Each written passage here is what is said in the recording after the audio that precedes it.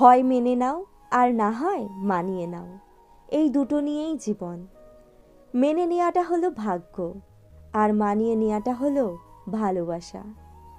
জীবনের রাস্তায় অনেক মানুষের সাথে পরিচয় হয়। কেউ ভালো বাঁচতে শেখায়, কেউ ভালোভাবে বাঁচতে শেখায়, আবার কেউ বিশ্বাস করলে যে ঠকতে হয় সেটাও শিখিয়ে দিয়ে যায়। নতুন কারো হাতে তোমার সুখের চাবি দিও না, কারণ সে হারিয়ে গেলে তোমার সুখকে আর তুমি খুঁজে পাবে না।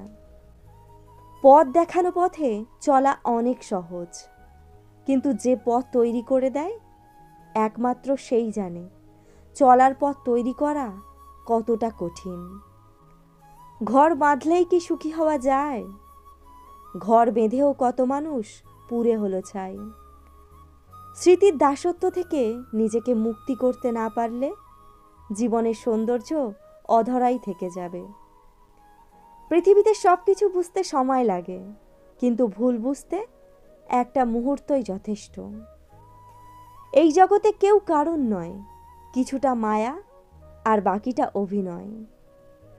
কিছু বলতে না পারা আর বলে বোঝাতে না পারা পরিস্থিতিগুলো সত্যিই শ্বাসরুদ্ধকর।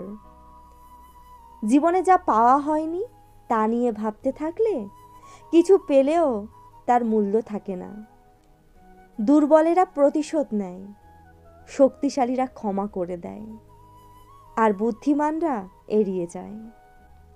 ব্যর্থতা মানে এটা নয় হেরে যাওয়া।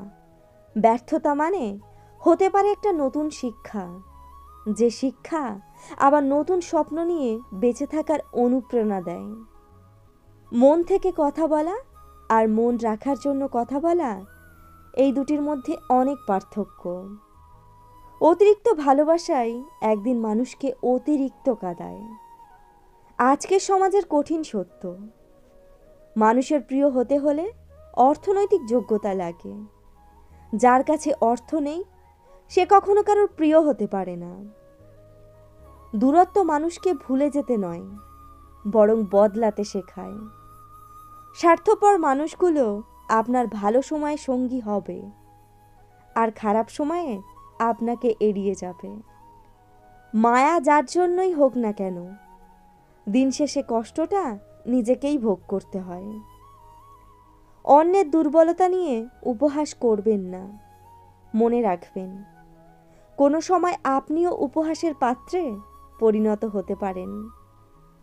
অতীতের স্মৃতি আর ভবিষ্যতের চিন্তা মানুষের অর্ধেক জীবন নষ্ট করে দেয়।